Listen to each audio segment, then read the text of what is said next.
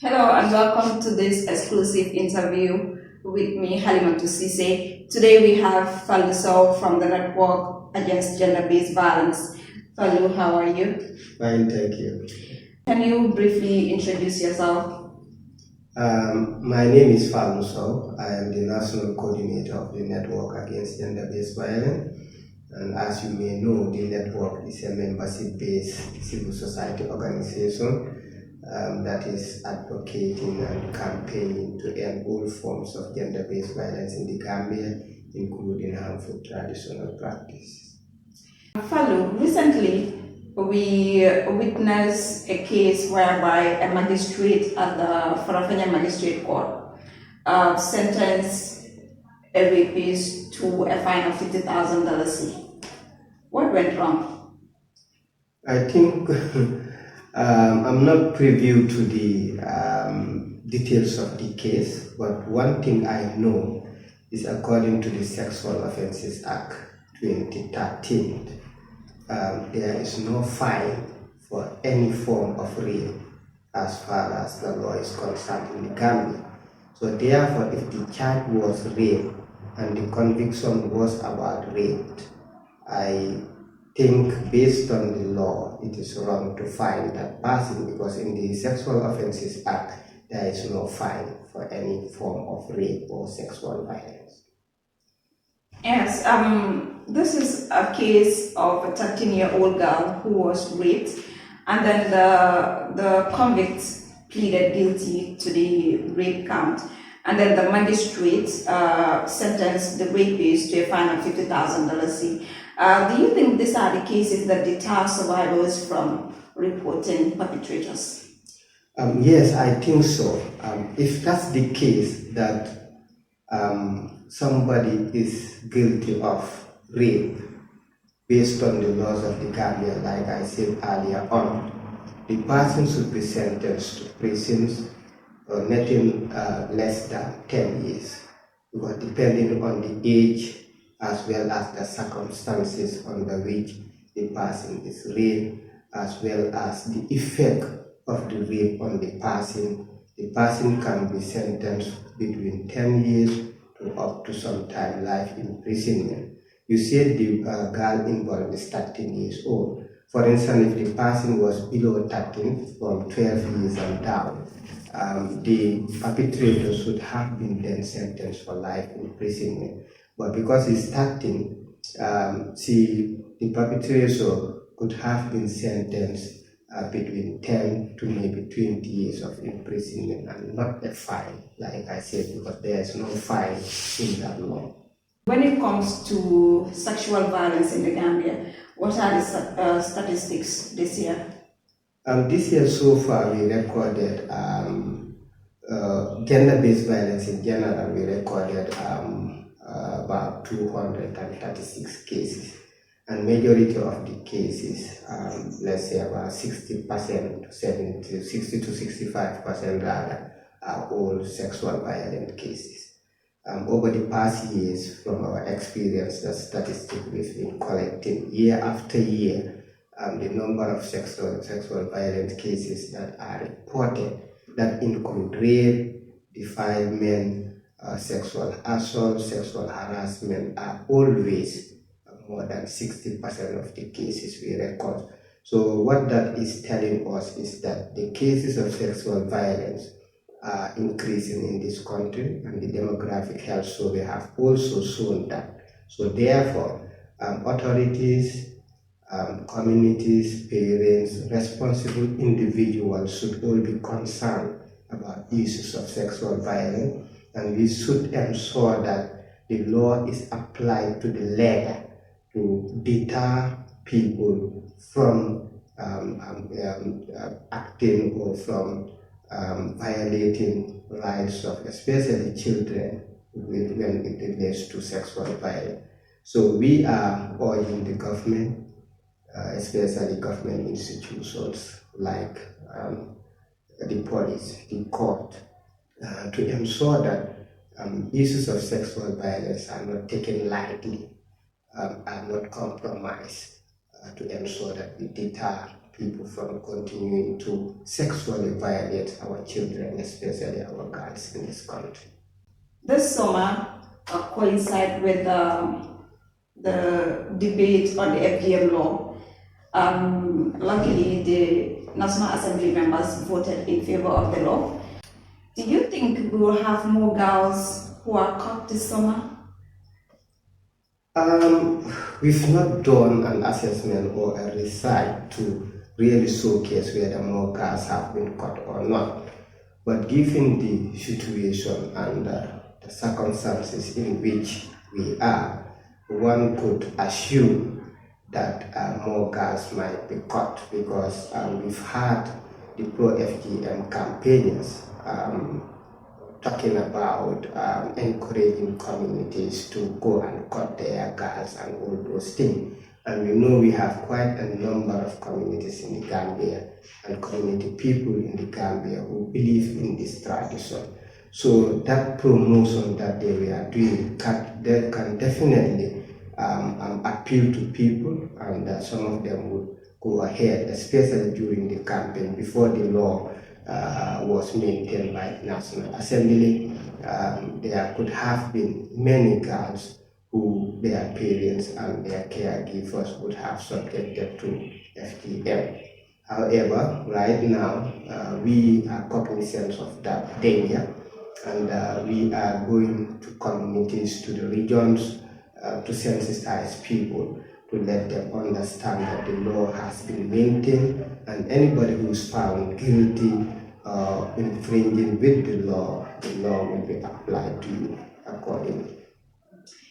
For the debate on the law banning female genital mutilation, I did an interview with some of the ex-circumcisers who dropped the knife in LRI with the BBC. When it comes to now, in this recent situation, do you think those ex-circumcisers are up to holding the knife again? For those who were genuine, I don't think they would go back. But you know, people, you could have some of them who might not be genuine enough. And if they are not genuine, they might go back. But I want to believe that most of them will not go back because we've done a lot of education with them. We've done a lot of sensitizations with them. There are a lot of cases they themselves have seen and known the impact and the effects of FGM on women and girls.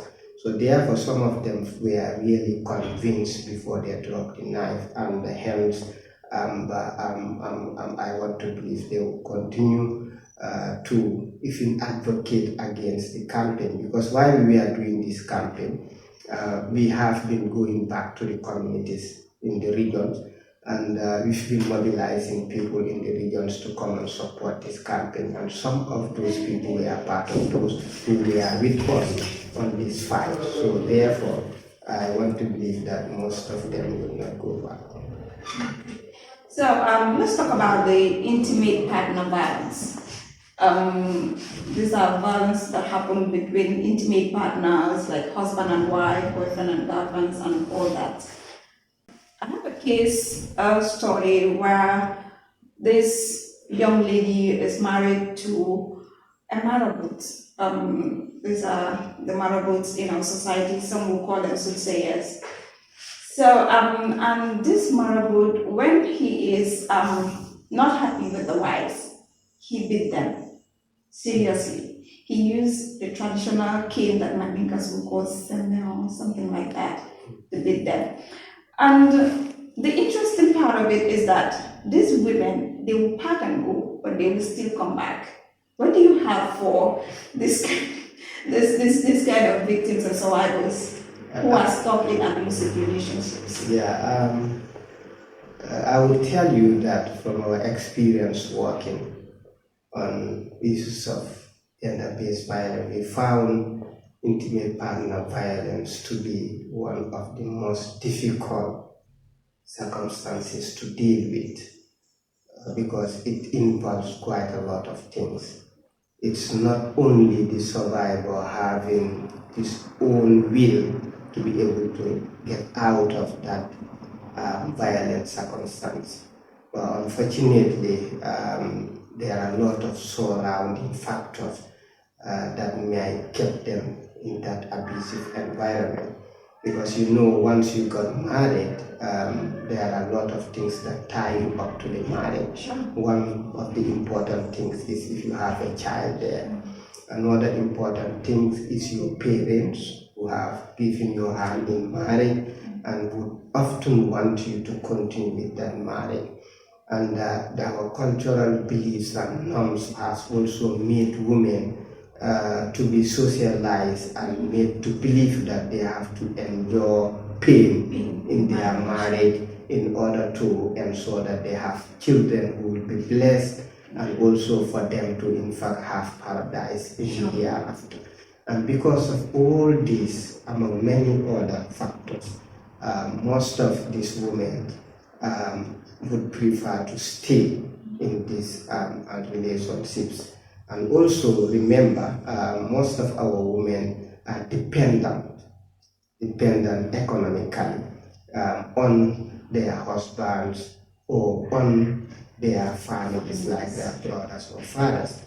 And once you got married, if you were depending on a brother or on a father, that dependency cuts and then it shifts to the husband.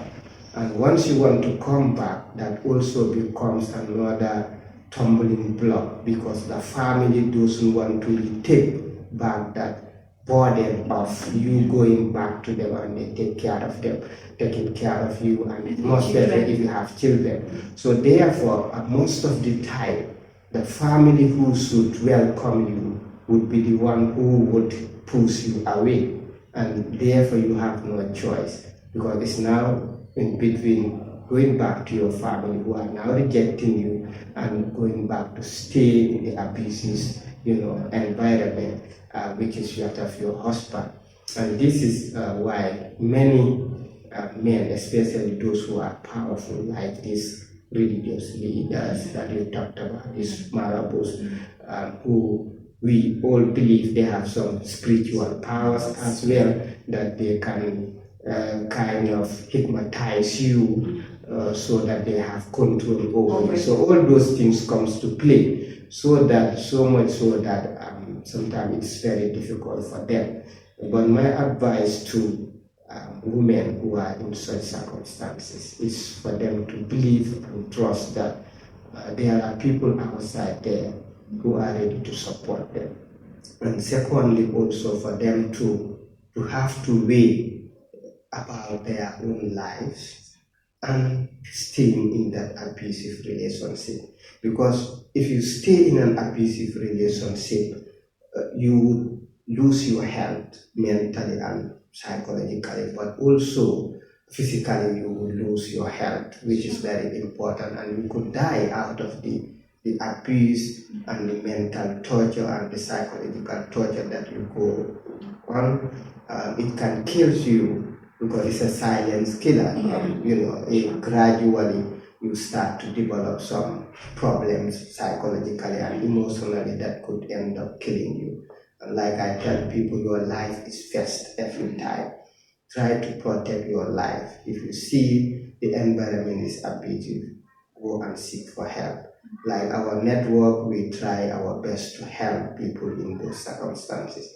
If it is a place where you want to stay temporarily while you work with your case, we will try to help you in that aspect, to shelter you while we work on your case to see the best alternative for you at that given situation. So people know best their circumstances, but my advice is when it is abusive, it's your decision, but always take a decision that is best for you and your life.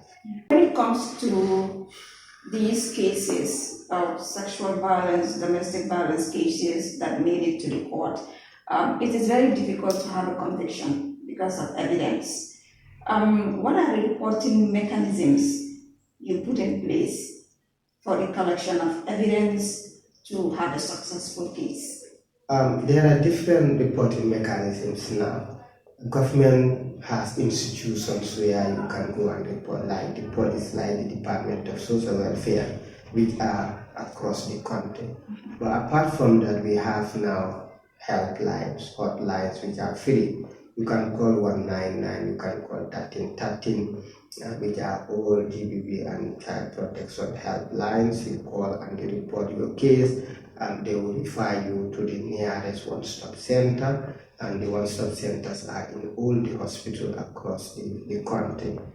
So you go there, you will find a social worker who will listen to you, who will counsel you, but who will support you to get either medical or psychological support that you need. If you need a shelter, they will also support you, and so they facilitate you have a shelter, temporary shelter, while your case is worked on. So there are a lot of services that are out there, but many of our people, unfortunately, are not aware of those services, and that's why desensitization is very crucial, so that people knows about the services.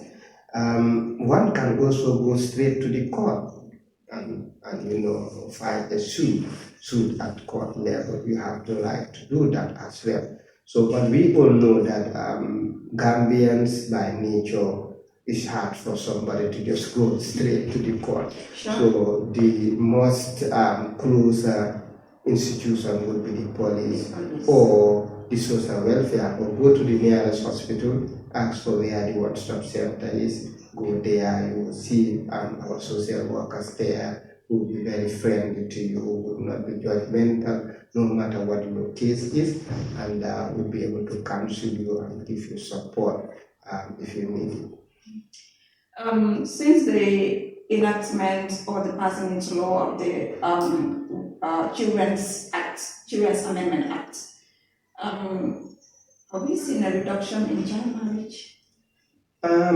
Just like FGM, child marriage is a traditional practice that is also blend with our religion or has a religious dimension. In fact, child marriage can be associated with Islam with stronger arguments than that of FGM.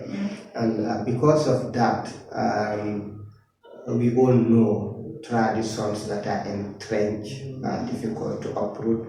We all know when something has to deal with people's belief, especially their faith, it's difficult to remove. And because of that, we know that child marriage is still going on. And just from the regions this past week, I've gone to URRCR at North Bank, and I've just come back. I've been planning to go again. And the issues we were talking about is FGM, child marriage, and sexual violence, intimate partner violence. Those were the 4 issues that we are discussing with our communities to see how best we address them. But one thing I know is that with education and with the law, there are people who are law abiders. So for those kind of people, once a law says this, it abides by it and will not infringe with it. So the importance of the law is that for those kind of people in our communities, they would not go into child marriage anymore. So there is a category of our community people who, by the coming of the law, they will not involve in child marriage. Then you have those who are I would describe as a little bit stubborn, who wants to always test the water, because for them they would have to prove before they believe in things. So for those one, or they live in denial. Once you say this, they say no, and will continue. So those people, we have to continue with the education, and we have to ensure the law is enforced on them, to eventually set examples. Once you set example in a district or in a region, people see it, you will see most of those people will also abide by the law. So that's where we have a challenge, because since this law was enacted by the National Assembly in 2016 up till now, I don't know of a case of child marriage that has been convicted. And that makes people, and we know there are several cases that are reported, but most of the time when it is reported, we intervene and are able to, prevent the marriage from happening, or if it has happened, we ask them to dissolve it and it's dissolved. So we kind of resolve the issue in a peaceful manner, yes, through dialogue and through a peaceful mediation, which is very good. But at one point, we will have to enforce the law, especially on those who happens to continue to insist that they will continue to practice child marriage. And that's why we have these helplines again. Anybody who knows that child marriage is happening anywhere from Carton to Koina, you can dial 199 or 1313, and we will ensure that we talk to the relevant authorities in that area to intervene to prevent. And if the person insists, then we will have to ensure that the law is enforced. Again, the religious leaders are important stakeholders in the fight against sexual and gender-based violence, including FGM and child marriage. Recently, we have seen their involvement, particularly with the FGM case. Do you have any mechanisms in place to keep engaging them, particularly the Supreme Islamic Council?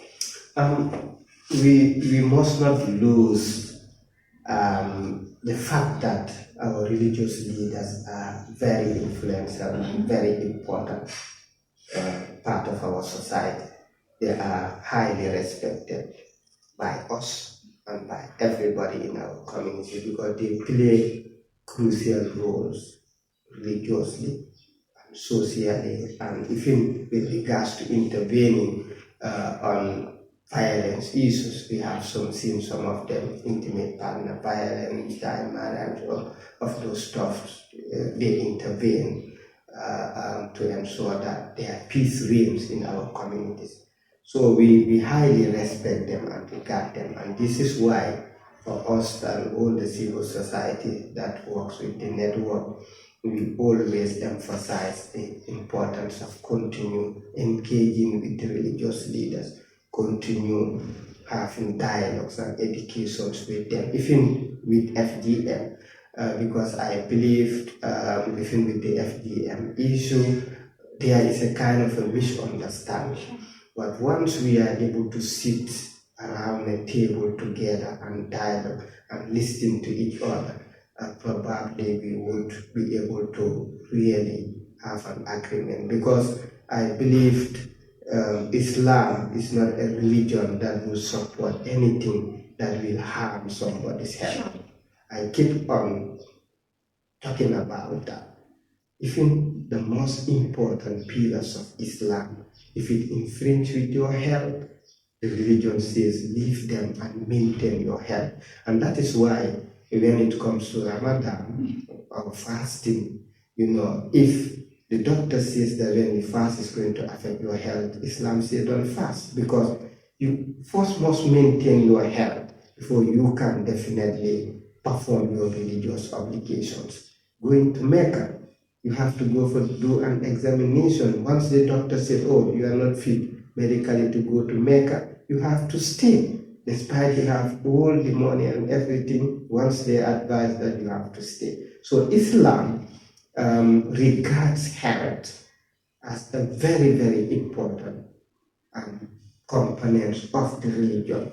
So, and those who read the Quran, they know there are verses that in the Quran that talks about, don't harm yourself, don't let others to harm you and the like.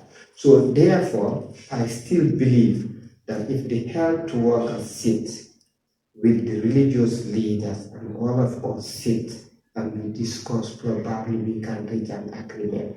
The only problem is sometimes some of us, our thoughts are diluted by our traditions. We believe too much in this practice and we think that we should continue with it by hook or crook, and this is the problem. So, but with dialogue and with engagement, I really trust that one day we'll be able to, both the religious leaders and all of us will definitely agree, because all of us knows that health is very important. Finally, as a member of the network against sexual and gender-based violence, what advice do you have for survivors? Yeah, for survivors, for me, they are the most important advocates. Even on the FGM issue, I think what happened because most of the survivors are keeping quiet about what's happening to them.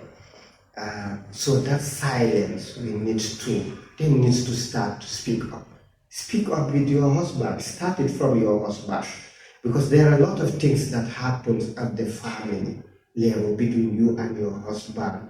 You're not discussing with your husband, but this is the how, like I said, how our women are socialized to endure pain, not to discuss sexual and reproductive matters, even with their husband. You will never see it, much more with children. So, but we need to break that silence and start to talk. If you cannot talk openly, talk to at least your husband, for him to understand what are the effects, what are the problems that you are associated. If it is about intimate partner violence, sit down and dialogue. Once you dialogue, it will help you, because I always tell husbands, sometimes we think that if it's an intimate partner violence affects the woman more than the man, but for me it affects them equally. If I had a problem with my wife, maybe for the next 3-4 days I'm not happy, because in the house, I'm not happy. The children are not happy. Mm-hmm. So it affects me emotionally and psychologically, and it affects me economically and in so many dimensions.